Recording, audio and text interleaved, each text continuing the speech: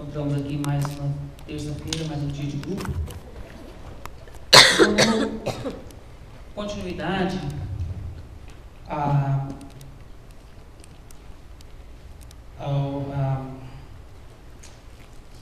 o seminário, né, que nós estamos fazendo, que é, na verdade, a catequese, né, que o Papa está dando.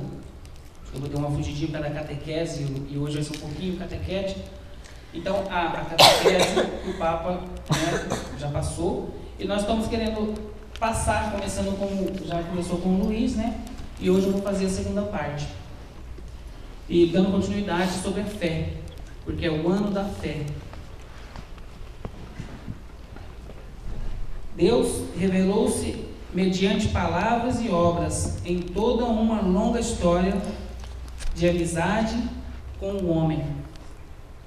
Então, nós sabemos que Deus teve sim sempre essa amizade conosco, né? Essa amizade com o homem. Sempre quis que o homem tivesse tudo, que desde o começo. E Adão e Eva, como deu para ela a primeira errada, ele ainda continuou insistindo no homem, e em Jesus deu, né, onde que deu certo. Pena que nós não pudemos ter o paraíso aqui na terra. Mas, graças a Deus, começando Maria e Jesus, né, que veio dela. Então, eu queria fazer uma pergunta para vocês. Existe uma regra para a fé? Quem pode me responder? Existe uma regra para nós termos fé? Na verdade não existe, e ao mesmo tempo existe, porque só a fé nós não somos salvos.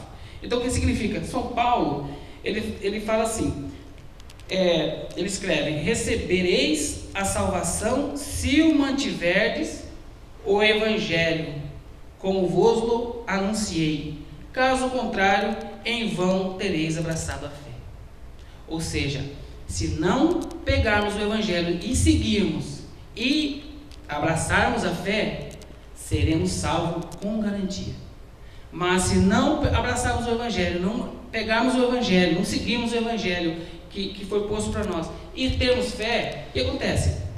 Vai acontecer, porque a fé pode curar, pode fazer mil coisas, mas a sua salvação não vai ser uma salvação garantida. Segundo Paulo nos escreve que se você só abraçar a fé, então será em vão abraçar a fé, ele diz.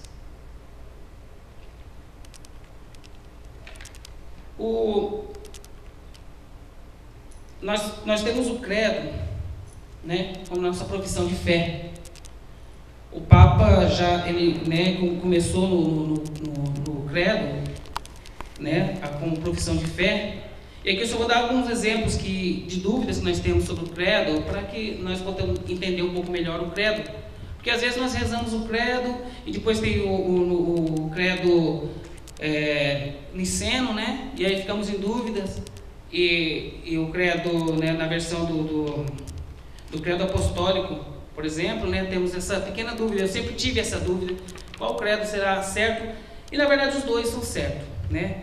O credo niceno, constantinopolitano, ou símbolo niceno, constantinopolitano, é uma declaração de fé cristã que aceito pelas igrejas católicas, luterana, ortodoxa e anglicana. Inclusive eu vi no site que pessoas da igreja, talvez ortodoxa ou anglicana, dezembera, eles falavam assim que no credo, o católico, né, o credo, tipo assim, ele puxa a sardinha pro lado dele quando fala: creio na Santa Igreja Católica, né? Eles queriam falar assim: creio na Santa Igreja Anglicana, ou creio na Santa Igreja Ortodoxa, né? Então, como eles rezam o credo, eles têm que falar: creio na Santa Igreja Católica, né? Porque é assim que ele é feito. Eles têm que aceitarem.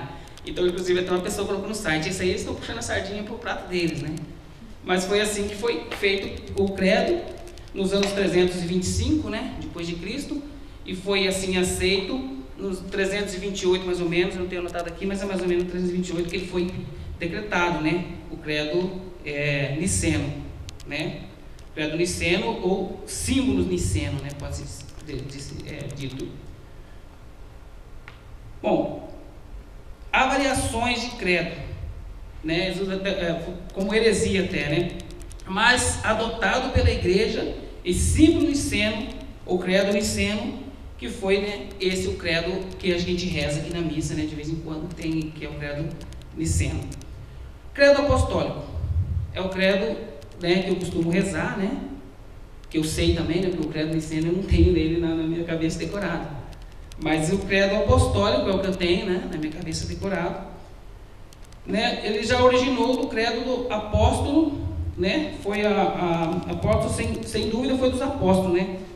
Foi pelo apóstolo foi na confirmação de Pedro, que está em Mateus 16, vocês não precisam pegar, e em Coríntios 15, né, do 3 ao 4, que é o símbolo dos apóstolos, né, que é esse credo apostólico.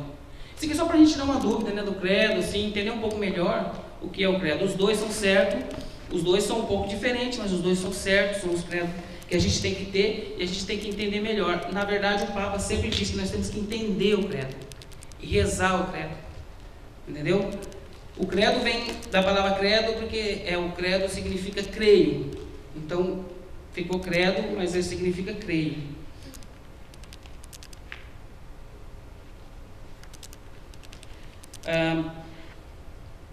Podemos abrir a Bíblia, a nossa Bíblia no 1 Coríntios 15.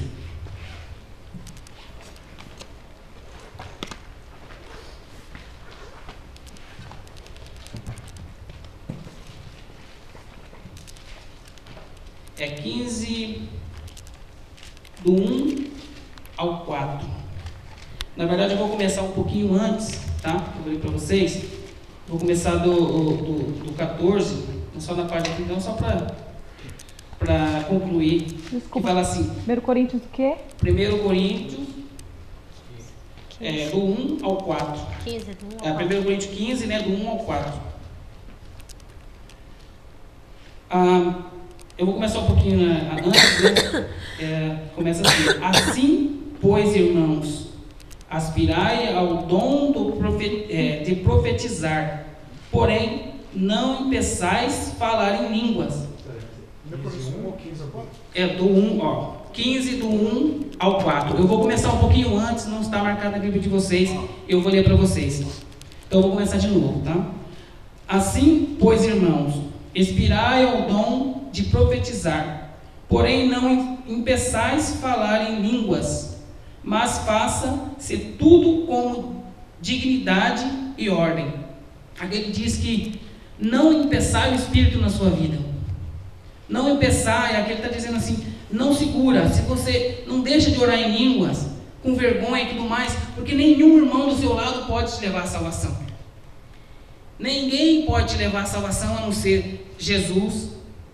Ninguém vai passar se não passar por ele. Então, não tenha medo de orar em língua, não tenha medo de se pronunciar, não tenha medo de vir uma palavra e você pronunciar ela, falar assim, essa palavra do Senhor, e o Senhor falou em mim, ou uma visualização, porque é testemunho.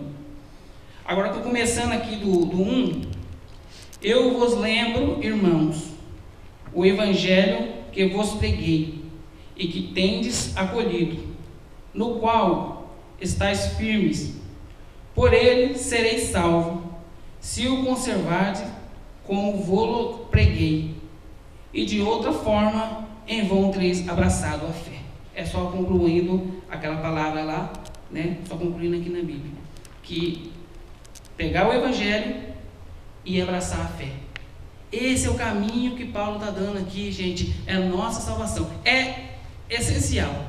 É o segredo. É a essência da salvação. Seguir isso aqui, eu te garanto que você vai estar salvo. Quem sou eu? Pobre coitado e tudo mais.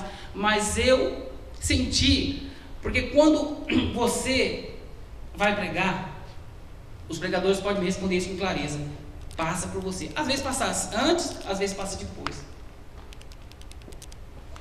O interessante é que em mim passou antes, durante e eu não sei até onde vai. Eu estou com uma prova na minha vida que eu tenho que ter fé. Eu não sei se é uma das mais piores, mas essa eu tenho que ter fé. E eu estou bem assim, né, para lá e para cá. eu tenho que ter muita fé, porque é 10 contra 1, é você fazendo coisa que é impossível, na verdade. Claro que para Deus não é, a gente tem que aprender isso, né? Nesse retiro eu aprendi que para Deus não é impossível, porque eu vi cego a enxergar, eu vi pessoas que estavam andando de muleta, soltar a muleta e sair andando, então para Deus não é nada impossível. Então, quer dizer, eu espero que isso eu acho muito difícil, porque você está falando sim, você está fazendo isso, você está fazendo tudo, ainda as coisas não acontecem, as pessoas não querem, me entende? Então, eu estou passando por esse momento de fé. E é engraçado que eu pedia uma palavra do Senhor por isso, né? Que na verdade, esse testemunho eu ia dar mais no final, mas eu vou dar agora. Eu tive um sonho, e era um sonho bem nítido, um sonho que sabe quando você tem aquele sonho assim que parece real, você acorda assim e fala, será que eu estava sonhando? Eu sonhava que estava Maria e São Miguel. Maria e São Miguel assim, só que eu tinha que estar longe. Eu sabia, eu tinha consciência que tinha que estar longe, não sei porquê. De repente Maria saiu e São Miguel ergueu os braços para cima. De repente veio 4 fachos de luz. Mas a luz era tão forte que ela ofuscou São Miguel. São Miguel deu aquela queimada nele. Só que ele continuava assim. Porque não ia matar ele, mas era uma luz, né? Era uma luz muito forte, só que ele continuava naquela posição. Só que eu tinha que estar muito longe, porque se fosse eu no lugar de São Miguel, eu tinha virado cinza. Eu sabia, eu tinha essa consciência que se eu não podia estar lá, senão eu ia virar cinza, por causa daquela luz. E daí, no sonho, eu falei assim, o que é essa luz? E foi me revelado que a luz era Deus. Eu não podia ver. Mas ele queria que eu visse o que estava acontecendo, porque ele queria me mostrar que o poder dele é muito maior do que eu imagino. O poder dele, ele pode...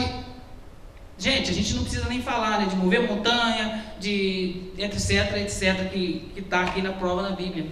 Então, ele queria só mostrar o poder dele para mim. Falar assim, sua fé é muito fraca, olha o poder que eu tenho. São Miguel ficou preto, São Miguel lá, ficou queimadinho. Ficou negando. São Miguel ficou queimadinho ali, eu via São Miguel de longe, queimadinho assim, e olhando para aqueles 4 fachos de luz. E aqueles 4 fachos de luz significavam os 4 continentes. E significava o poder dele nos 4 continentes. O poder dele que é um poder ilimitado. Né?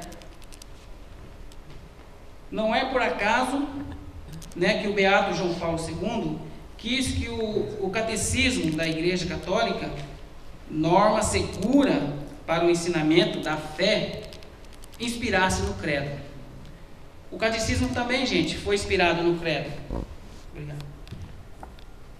Aqui no catecismo tem várias passagens que falam sobre a fé. Inclusive tem os 2 credos aqui, né? É até interessante que eu procurei em outros lugares e no catecismo estava explicando que não precisava nem ir longe, eu fui tão longe. Então tem várias passagens aqui que eu não preciso pegar para vocês. E eu peguei uma, só para ler para vocês aqui, só uma palavra aqui, né, o que está escrito aqui, que fala assim, a fé é antegozo do conhecimento que nos torna bem-aventurados na vida futura. Simplesmente a fé é só aquela... Entendeu? O que vai ser bem-aventurado é no final, na vida futura. O que vai ser bem-aventurado na nossa vida é nós abraçarmos o Evangelho. É nós abraçarmos a fé. E aí sim seremos bem-aventurados na nossa vida futura.